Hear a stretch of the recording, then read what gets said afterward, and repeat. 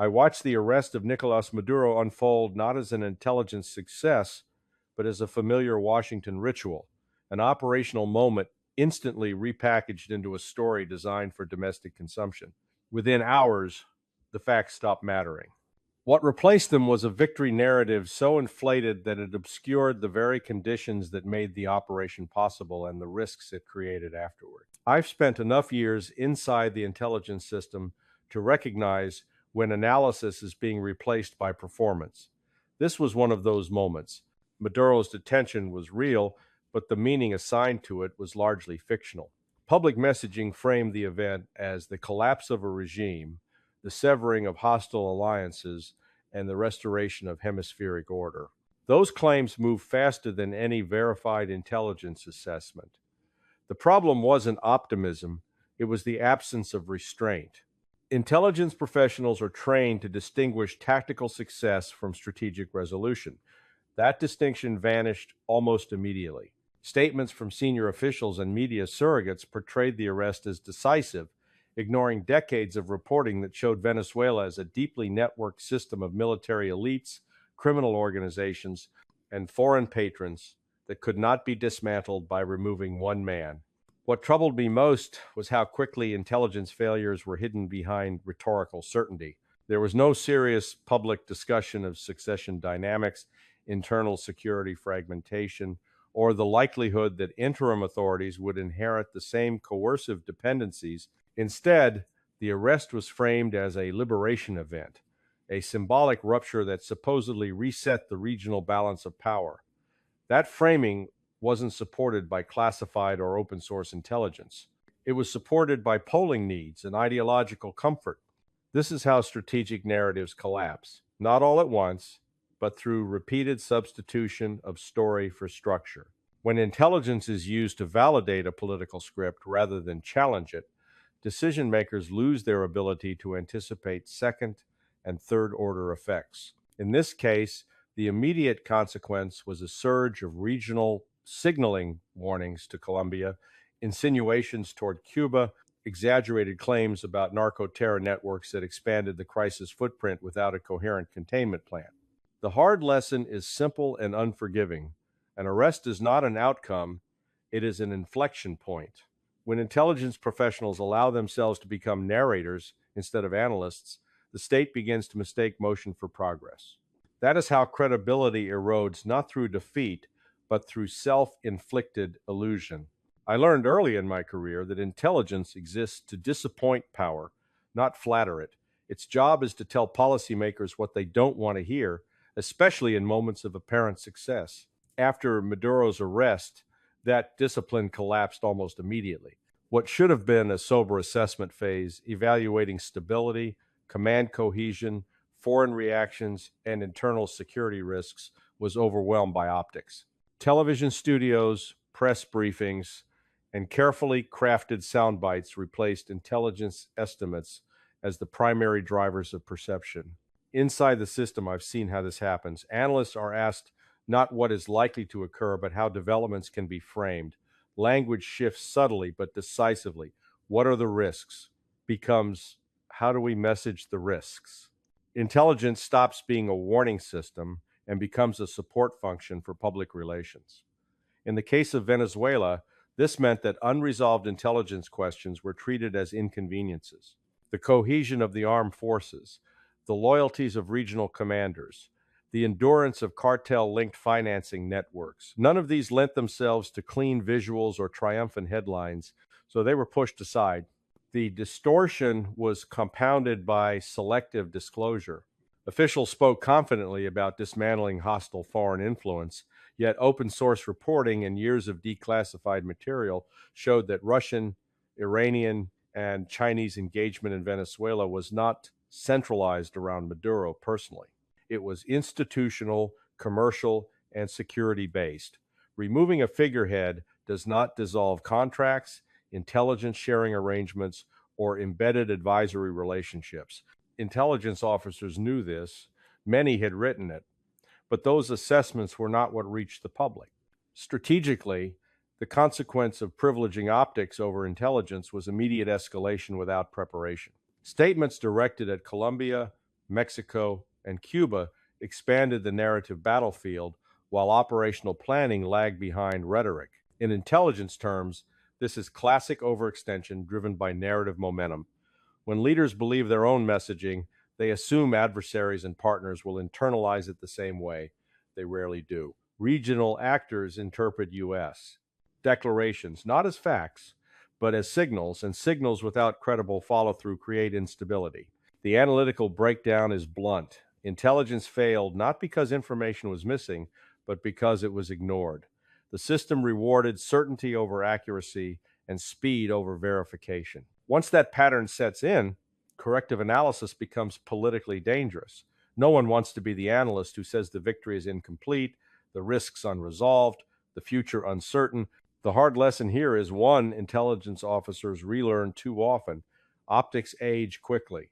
Reality does not. When intelligence is subordinated to image management, policy loses its anchor. What follows is not strategic dominance, but a widening gap between what Washington says and what the world observes. From an intelligence perspective, the most predictable outcome of the post-arrest narrative was regional blowback. It wasn't chaos, but it was instability, measured, reactive, and entirely foreseeable.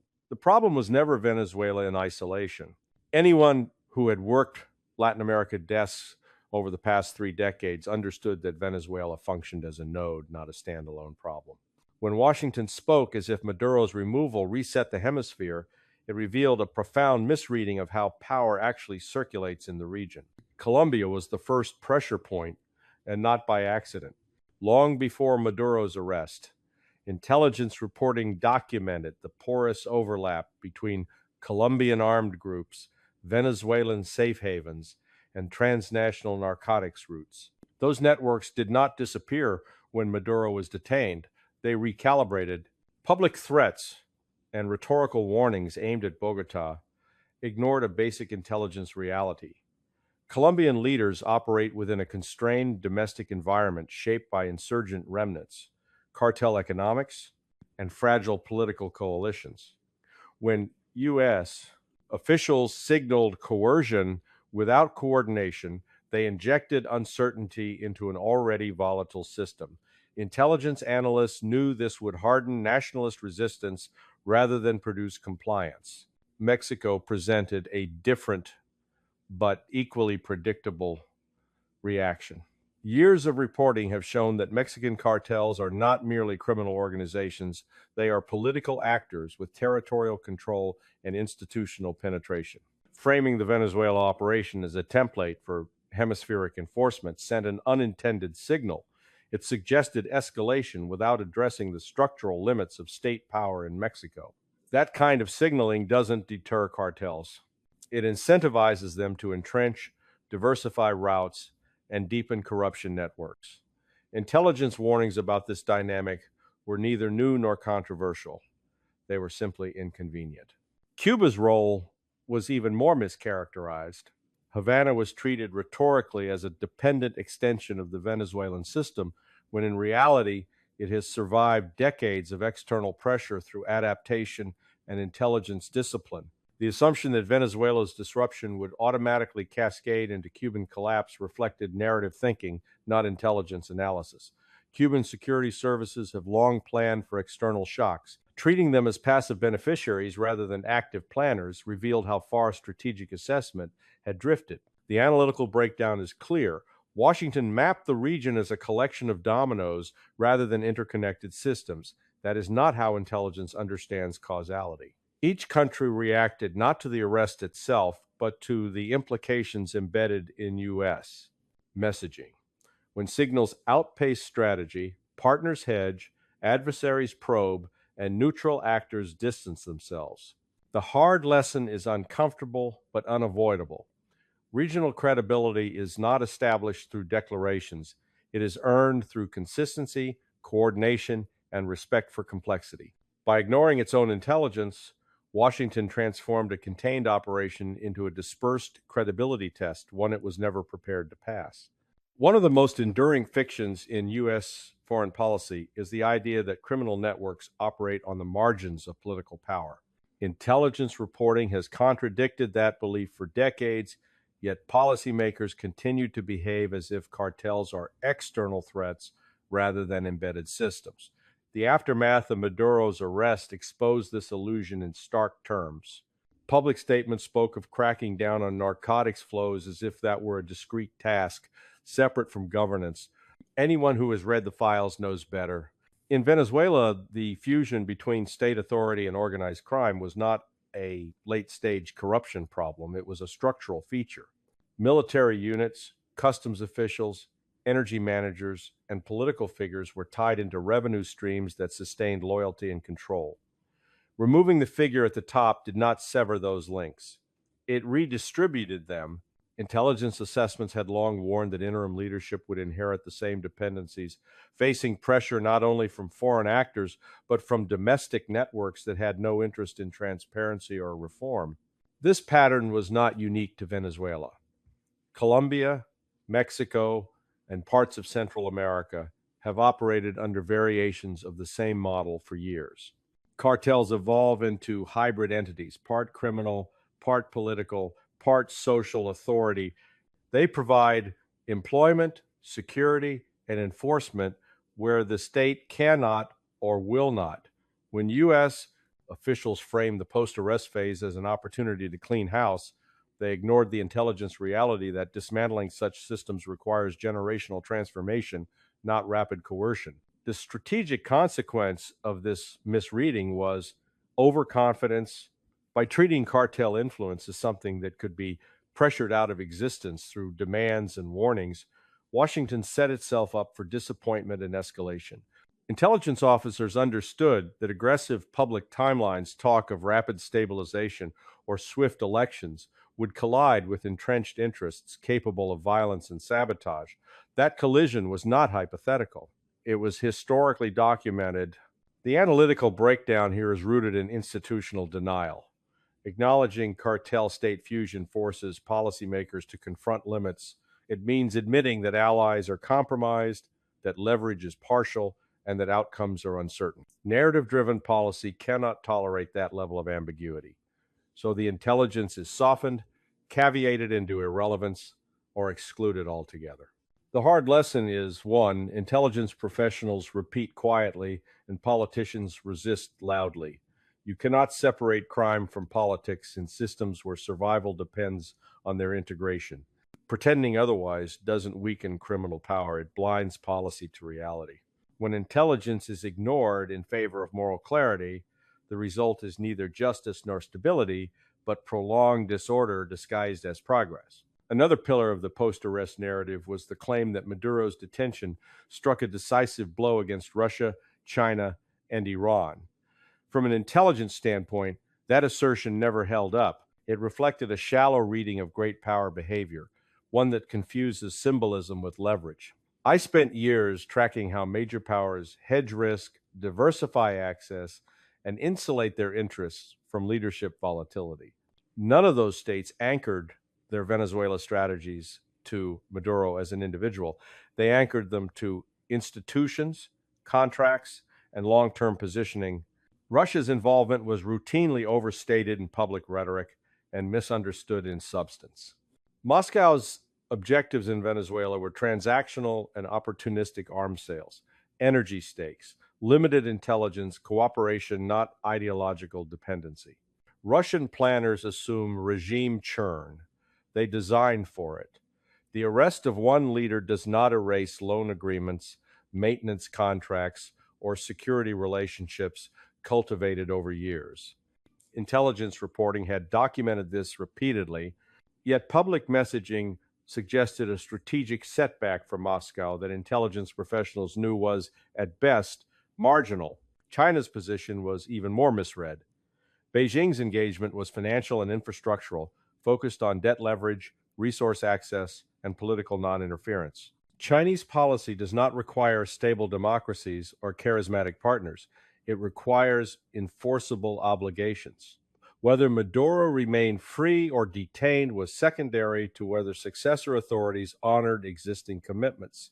From an intelligence perspective, China's risk exposure was already priced in. Treating the arrest as a blow to Beijing's influence betrayed a misunderstanding of how Chinese state capitalism manages uncertainty Iran was perhaps the most rhetorically inflated factor. References to Tehran served domestic narrative needs more than analytical accuracy. Iranian activity in Venezuela was limited, pragmatic, and constrained by geography and logistics. Intelligence assessments consistently ranked it as a secondary concern, yet public statements elevated it to justify broader claims of strategic victory. This is a classic intelligence distortion. Amplify a manageable threat to give an operation global significance. The strategic consequence of these misreadings was complacency. By declaring great power influence weakened, Washington reduced its own incentive to monitor adaptation. In reality, Russia, China, and Iran adjusted quietly, engaging new interlocutors, protecting assets, and waiting out the noise. Intelligence should have warned that overstatement invites countermeasures, not retreat. The analytical breakdown is simple. Great powers do not abandon interests because Washington declares success. They reassess, recalibrate, and exploit overconfidence. When intelligence analysis is subordinated to narrative triumph, policymakers lose sight of adversary learning curves. The hard lesson is one intelligence veterans recognize instinctively: strategic competition is not won through press releases, it is managed through patience, realism, and accurate threat assessment. When the United States mistakes narrative disruption for strategic gain, it reveals more about its own analytical decay than about any adversary's weakness. By the time Maduro's arrest had been absorbed into the official storyline, the deeper damage was already underway inside the U.S. national security system itself. This is the part outsiders rarely see, but intelligence professionals recognize immediately. Institutions adapt not to reality, but to incentives. When political leadership rewards affirmation over accuracy, intelligence organizations learn to survive by anticipation rather than analysis. That is how self-deception becomes systemic. I watched this pattern emerge long before Venezuela. Analysts stop asking whether an assumption is wrong and start asking whether challenging it is worth the cost. Dissenting assessments are softened, delayed, or buried under layers of caveats. Language becomes deliberately vague. Probabilities are blurred into possibilities. In the case of Venezuela, hard questions about succession, fragility, military factionalism, and criminal entrenchment were framed as longer-term considerations safely removed from immediate decision cycles. That is not intelligence failure in the classic sense. It is institutional adaptation to political pressure.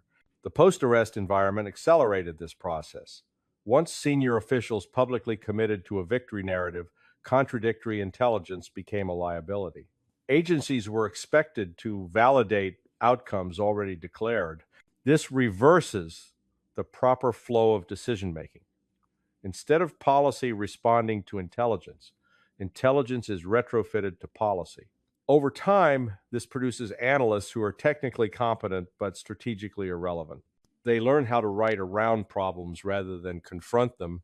The strategic consequence is erosion of internal credibility.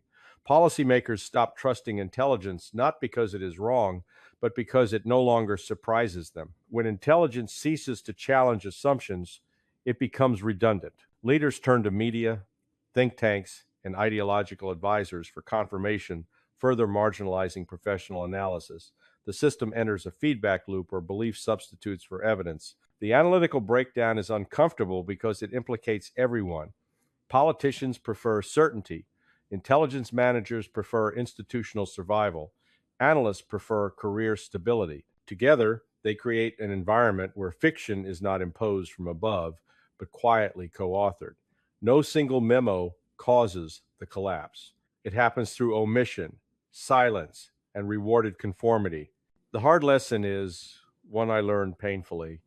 Intelligence institutions do not collapse when they are wrong. They collapse when they stop trying to be right. Once an organization internalizes the idea that its role is to support narratives rather than test them, recovery becomes extraordinarily difficult. At that point, strategic failure is not an accident. It is an outcome baked into the system. The final cost of turning intelligence into fiction is not measured in headlines or approval ratings. It is measured in credibility. And once lost, credibility does not return on command. By the time the narrative around Maduro's arrest had fully crystallized, the gap between what Washington claimed and what the world observed was already widening. Allies noticed it first. Adversaries exploited it next. Intelligence professionals understood it immediately. Credibility in foreign policy is not about being feared or admired. It is about being believed. When U.S. officials declared that Venezuela had been liberated, regional actors compared that claim to their own intelligence, economic realities, and security conditions. What they saw was continuity disguised as rupture. Interim authorities constrained by the same power brokers, criminal networks intact, foreign partners adapting quietly. The mismatch between rhetoric and reality signaled something more damaging than miscalculation. It signaled unreliability. The strategic consequence was subtle but enduring. Partners began to hedge, cooperation became transactional and conditional. Public alignment masked private skepticism. Intelligence sharing slowed or became selective. This is how influence decays not through open defiance, but through quiet recalibration. Adversaries, meanwhile, learned a different lesson. They saw that Washington's declarations outpaced its discipline. They tested boundaries, confident that narrative commitments would limit strategic flexibility. The analytical breakdown leads to a hard conclusion. The United States did not lose credibility because it acted. It lost credibility because it insisted on narrating outcomes before they existed. Intelligence was available to warn against this impulse. It was sidelined. Once that happens, recovery becomes difficult because future intelligence warnings are discounted as caution or pessimism rather than foresight. I've seen this cycle before. Vietnam, Iraq, Afghanistan, different theaters, same pathology. Intelligence that challenges the story is treated as obstruction. Intelligence that supports the story is amplified. Over time, the system forgets how to distinguish assessment from advocacy. When that line disappears, so does strategic coherence. The hard lesson is not ideological, it is professional. A state that treats intelligence as a storytelling tool will eventually lose the ability to see itself clearly. When that happens, decline does not announce itself dramatically. It arrives quietly through misread signals, missed warnings, and partners who stop taking declarations at face value. Maduro's arrest was not the end of anything. It was an opening move, one that exposed how far American strategic thinking has drifted from intelligence reality. Until that gap is closed, no operation, however tactically successful, will restore what has been lost.